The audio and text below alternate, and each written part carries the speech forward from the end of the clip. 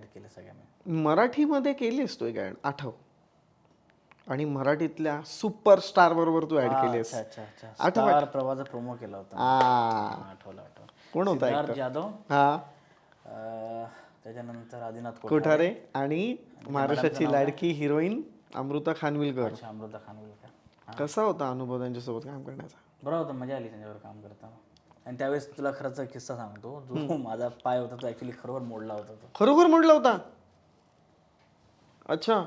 त्यावेळेस मी प्लास्टर नाही लावलं होतं, हां पण तो माझा पाय जो क्रॅक झाला होता खालून, म्हणजे मधलं हे हाडे थोडं हलकंसं क्रॅक झालं होतं, त्याला प्लास्टर लागणार होतं.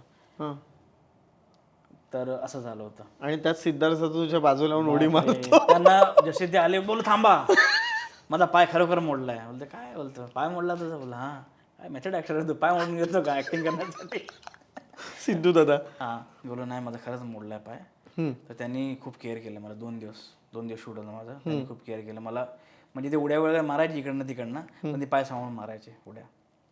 कसं वाटलं? म्हणजे एक एनर्जी रणवीर कपूर आणि एक एनर्जी इथे आमचा सिद्धार्थ जाधव, मराठीतला सुपरस्टार, आदिनाथ कोठारे, अमृता खानविलकर. काय चांगले होते. काय अनुभव होता ती ऍड करत असताना?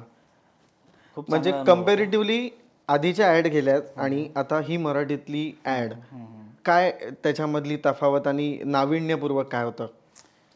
नाही, काम तर तेच करत होतं मी जे करत होतो. बस हेच होतं की मजा खूप आली त्यांच्याबरोबर. म्हणजे सिद्धार्थ जाधव वगैरे मध्ये मध्ये कॉमेडी वगैरे करायचे. डायलॉग कधी विसरायचे, ते बोलले माती खाल्ली, हे खाल्ली, ते खाल्ली, त्यांचं चालू असायचं मध्ये मध्ये. तर मजा आली खूप, आणि सांभाळून घेतले त्या लोकांनी मला. तर बघायला गेलं तर मग सिद्धू दादाने विचारलं नाही तुझं नाव विचारून? सगळं विचारलं काय, कुठे राहतो, काय करतो, काय काय केलंय, सगळं सांगितलं मी त्यांना हां. की असं आहे केलं होतं. आणि बाकी आदिनाथ बरोबर कधी कधी बोलणं होतं व्हॉट्सअपवरती. अच्छा. त्यांनी नंबर घेतला होता माझा, मी घेतला, त्याला मेसेज वगैरे केला. कधी कधी विशेष वगैरे पाठवतो, मी त्याला पाठवतो. आजीबरोबर बोलणं चाललं असतं व्हॉट्सअप वगैरेवरती कधी कधी. आदिनाथ कोठारेंचे कुठले सिनेमे पाहिलेस तू? ते केलं होतं त्यांनी, ते झपाटलेला रिटर्न काहीतरी. हां, झपाटलेला 2. त्याच्यानंतर ते तोच एक बघितला मी. लहानपणी एक सिनेमा पाहिला असशील आदिनाथ कोठारेंचा, आठव? हां जो प्रत्येक आपल्या हां, तो बघितलाय. हा, कुठला? नाव आठवत मला, बोलून नाव. माझा छकुला. हां बरोबर. त्याच्यामध्ये आदिनाथ कोठारे बालकलाकाराची भूमिका केली आणि त्याच्यावरतीच नंतर तो सिनेमा आला होता मासूम. मासूम सिनेमा आला होता, बरोबर, आयशा जुल्काचा. हां आणि त्याच्यामध्ये पण लक्ष्मण बेर्डे होते. हां होते ना? हो, बरोबर. बरोबर. कुठल्या मराठी अभिनेत्यासोबत तुला काम करायची इच्छा आहे? होती लक्ष्मीकांत बेर्डे. लक्ष्या मामांसोबत किती सिनेमे पाहिलेस? खूप सिनेमा पाहिले मी लहानपणापासून. त्यांचे किती सिनेमे बघितले असतील. म्हणजे जेव्हा यायची टी व्हीला वगैरे, जेव्हा आपल्या अँटिना फिरवायचो आपण, त्यावेळी जेव्हा त्यांचे सिनेमा लागायचे, किती मजा घेऊन बघायचो आपण. अशी बनवणी तर माझी खूप फेवरेट फिल्म आहे. अशी बनवणी फक्त तुझी नाही, ह्या महाराष्ट्रातल्या संपूर्ण रसिक प्रेक्षकांची ती फेवरेट आहे. ती फेवरेट फिल्म आहे. एखादा सीन आठवतो तुला? तो धनंजय माने ते राहतात का जेव्हा त्याच्यानंतर मग तो वाला सीन आहे जो, हां असं सॉरी, धनंजय माने इथे राहतात का, तो एक सीन आहे ना. इस्रायलला जायचं आहे, अरे तू कधी जाणार इस्रायलला, ते खूप मजा. 50 रुपये वाढले. बरं, ते मजा येते ती फिल्म बघायला. मग लक्ष्या मामांना भेटता नाही आलं कधी तुला, किंवा आम्हालाही नाही भेटता आलं, पण अभिनय वगैरे, त्यांचा मुलगा आहे, त्याला कधी भेटायची संधी मिळाली का तुला? नाही, अजून तरी नाही मिळाली. ओके. काय आता एक कलाकार म्हणून तुझी तयारी कशा पद्धतीने असते, की म्हणजे एखादं कॅरेक्टर आपल्याला अभिनयाचं काही हे नसताना, एक शिक्षण नसताना, तर तू इतक्या सहजरित्या ते कॅरेक्टर कशा पद्धतीने वठवतोस? त्याच्या मागचं कारण काय? का परिस्थिती शिकवून गेली आहे आपल्याला की अशा पद्धतीने आपल्याला ह्या कॅरेक्टरचा विचार केला पाहिजे, त्याची बॅकस्टोरी कशा पद्धतीने असली पाहिजे?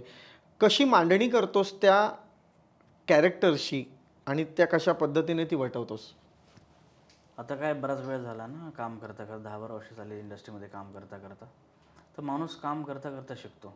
मला माझं असं म्हणणं आहे की आता जो माझा कॅरेक्टर बघण्याचा जो सेन्स आहे तो थोडासा वेगळा आहे आता सध्या मी बघतो की कॅरेक्टर काय आहे.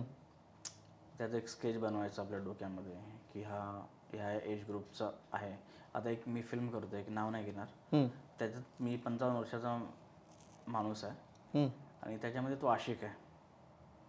55 इयर्सचा आहे माणूस आहे, पण तो आशिक आहे. तो प्रेम करतो एका मुलीवरती, पण तो जे आपली फिलिंग्स शेअर नाही करू शकत. तर ते एक कॅरेक्टर आले माझ्याकडे. मग तेच आहे, विचार करणं कॅरेक्टर काय आहे, त्याचा बॅलन्स किती आहे, तो कसा बसणार, कसा उठणार, त्याच्यानंतर त्याचे थॉट्स काय आहेत. हम्म.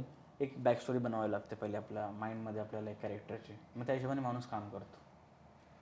मग कधी असं नाही वाटलं तुला की आपण एक कोणाकडे तरी वर्कशॉप करावं, एखादं शिबिर करावं, नाट्य शिबिर करावं किंवा स्क्रीनचं शिबिर सुद्धा असतं, वर्कशॉप्स असतं, असं वर्कशॉप करावं असं नाही वाटलं? नाही, ज्यावेळेस वाटलं त्यावेळेस पैसे नव्हते करायला. पैसे नव्हते. पण तुला माहिती आहे, वर्कशॉप आज एक वर्कशॉप गेले 30-35 हजार रुपये लागतात एक वर्कशॉपसाठी. कुठले वर्कशॉप घ्या तुम्ही, छोटं मोठं. त्याच्यावर अजून थोडं ॲडव्हान्स लेवलचं असेल तर 17,000 लाख रुपये असे वर्कशॉपची फीज असते. आणि हल्ली वर्कशॉप कोणी पण घेतं. अच्छा. म्हणजे बाजार चालला वर्कशॉपचा. अच्छा. ज्याला माहीत नाही तो पण वर्कशॉप घेतो. तर ठीक आहे, ज्यांना माहीत नाही ते येतात आणि काम करतात आपलं, ते ठीक आहे गोष्ट. पण माझ्याकडे नव्हते पैसे वर्कशॉप वगैरे घ्यायचे, तर मी नाही घेतला वर्कशॉप. पण आयुष्याने खूप काही शिकवलं. आयुष्याने खूप काही शिकवलं, तिकडनं शिकलो मी. जर एक नवीन उभरता कलाकार ह्या क्षेत्रात येऊ पाहत असेल, त्याला विनोद सूर्या काय सांगेल? त्याला फक्त हेच सांगेन, बाबा खूप चांगली तयारी करून ये आणि एखादा बॅकअप प्लॅन घेऊन ये. कारण की इंडस्ट्रीमध्ये तुम्ही एक टार्गेट नाही देऊ शकत की 1 वर्षात मी बनेन किंवा 6 महिन्यात मी बनेन किंवा असं काय होईल. तर एक बॅक स्टोरी, बॅक सपोर्ट तुमचं असणं खूप गरजेचं आहे. आणि फायनान्शियलरित्या जर तुम्ही स्ट्रॉंग नसाल तर इकडे येऊ नका. सर्वाईव्ह कसा करणार तुम्ही, ती एक गोष्ट आहे. एक गोष्ट लक्षात ठेवा, इंडस्ट्रीमध्ये येण्याच्या आधी बाहेरून इंडस्ट्री खूप तुम्हाला चांगली वाटते, ग्लॅमरस वाटते. आज ज्याला त्याला या इंडस्ट्रीमध्ये यायचं आहे ना, टिकटॉक रील्स आल्यात किंवा हे आले, त्याच्या हिशोबाने लोकांना त्यांची वेगळी विचार पद्धती आहे की यार टिकटॉक केला, फॉलोअर्स वाढले की आपण इंडस्ट्रीमध्ये काम करू. ठीक आहे, करतात काय काय लोक, ती पण एक सोय आहे, आता करतात लोक. पण जोपर्यंत तुम्ही स्वतः तयार नाही आहात गोष्टीला करण्यासाठी, बॅकअप प्लॅन नाही आहे तुमचा, तर तोपर्यंत इंडस्ट्रीमध्ये तुम्ही येऊ नका, माझं असं म्हणणं आहे. आणि तू म्हणजे आता ह्याचा विषय काढलाच आहे, सोशल मीडियावरती जे कंटेंट क्रिएटर्स वगैरे ते सुद्धा आता इंडस्ट्रीमध्ये येऊन काम करतायत. तर तू फार कमी दिसतोस आपल्याला सोशल मीडियावरती, का? त्याच्यामागचं रिझन काय? नाही, टाकत असतो काम वगैरे, जे माझं काम केलं आहे टाकत असतो. बस मी नाही, रील वगैरे नाही कामातच टाकतोस तू, कामच टाकतो. त्या पलीकडे काही नाही टाकत. काय वाटतं, म्हणजे सोशल मीडियावर राहणं योग्य आहे की अयोग्य आहे? असं बघायला गेलं तर आता योग्यच म्हणायला लागेल. ज्या हिशोबाने सगळ्या गोष्टी चालल्या आहेत, तर त्यांना पण कधी कधी फॉलोअर्सची गरज असते. त्याचे चांगले फॉलोअर्स आहेत त्यांना घ्या, किंवा आमचा एखादा शो येत असेल तर ते आता इन्फ्लुएन्सर वगैरे काम करायला लागलेत त्यांचे फॉलोअर्समुळे. तर ठीक आहे, आता ती सध्या गरज आहे इन्स्टावरती राहणं, योग्यच म्हणायला लागेल. तर काय, एखादी आर्ट फिल्म करायची तुला जर संधी मिळाली तर विनोद, तू किती मेहनत घेशील त्या कॅरेक्टरला हे करण्यासाठी आणि किती वेळ देशील त्या सिनेमासाठी? जर मला मिळाली संधी अशी काय करण्यासाठी, तर समजा त्याच्यामध्ये मला एक कुठला शेतकरीचं रोल करायचा आहे किंवा अजून दुसरा काही रोल करायचा आहे, त्यासाठी मला जर वजन कमी करायचं असेल तर तोही मी करायला तयार आहे कॅरेक्टरसाठी. इथपर्यंत तयारी करेन मी कॅरेक्टरची, आणि खूप तयारी करेन कॅरेक्टरची, विचार करेन, वेळ घेईन, त्याच्यानंतर मग काम करेन. पंचायतची नवीन सचिव भूमिका करून कोणी रस्त्यात विचारतं का, खैनी खाओगे का? अरे खूप विचारता, खैनी खाओगे क्या, विधायक का हाथ है ना आपके सर पे, अभी पोस्टिंग कहाँ चल रही है, सगळे क्वेश्चन विचारतात ते लोक इन्व्हॉल्व असतात तुझ्या, असतात. असतात. मला सांग, जर तुझ्या आयुष्यावरती जर सिनेमा बनवायचा झाला तर त्या सिनेमाचं नाव काय असेल असं तुला वाटतं? कलंदर. कलंदर. का ते नको विचारू, बस. हां, नाही, ठीक. मला मला एक तुला फार आता एक प्रश्न विचारावासा वाटतो की जर आज आई वडील असते तर काय सांगितलं असतंस त्यांना?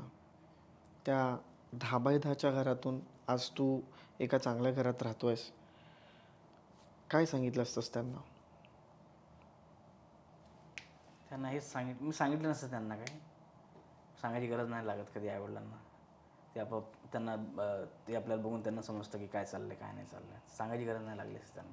बस एक त्यांच्या डोळ्यात समाधान आलं असतं मुलाबद्दल की याने काहीतरी केलं आयुष्यात.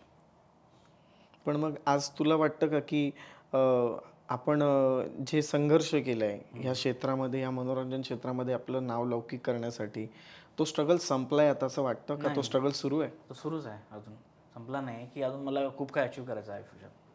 खूप काही चांगले काम्स करायचे आहेत, अजून बेटर करायचं स्वतःला, परिस्थितीला बेटर करायचं आहे. तर अजून संपला नाही, सुरूच आहे. जर तुला विचारलं की तुला एखादा अवॉर्ड मिळावा तर तुला तो अवॉर्ड कोणता मिळावा अशी तुझी इच्छा आहे? नॅशनल अवॉर्ड मिळावा, नॅशनल अवॉर्ड मिळावा. एक चांगल्या परफॉर्मन्ससाठी मिळावा, जे मी कधी करीन भविष्यात, हम्म. त्यासाठी मिळावा. आजपासून पुढच्या 5 वर्षात विनोद सूर्यवंशी स्वतःला कुठे पाहतो? 5 वर्षानंतर तर मला स्वतःला बघायचं ॲज अ लीड काम करताना. मी सध्या माझं टार्गेट ते आहे. 5 वर्षानंतर मी स्वतःला बघतो की मी लीड करतो. मला एखादी फिल्म लीड करायची आहे, स्वतःच्या खांद्यावरती घेऊन जायची. क्या बात आहे. तुझ्याशी आज गप्पा मारताना खूप मजा आली आणि खूप जाणून घेतलं तुला आम्ही आणि खूप एक तुझ्या जवळचं मित्र म्हणून आज मला फार अभिमान वाटतो की आज लोकमत फिल्मीच्या माध्यमातून, नो फिल्टरच्या माध्यमातून आज संपूर्ण महाराष्ट्राला एका खऱ्या कलाकाराची ओळख करून देताना मला फार अभिमान वाटतो आणि खूप खूप धन्यवाद तुझे की आज लोकमत फिल्मीच्या आपल्या नो फिल्टरमध्ये तू हजेरी लावलीस. मला खूप बरं वाटतं आज आज आज आपण एवढ्या गप्पा मारल्या, म्हणजे एवढं कधी आपण बोललो नव्हतो. हां. भेट झाली आपण, पण कधी एवढं मनमोकळेपणाने आपण बोललो नव्हतो. तर थँक्यू सो मच, तू मला ती संधी दिली इकडे येण्याची आणि बोलण्याची, आपला प्रवास सांगण्याची. तर त्याबद्दल तुझं खूप खूप आभार. Thank you so much.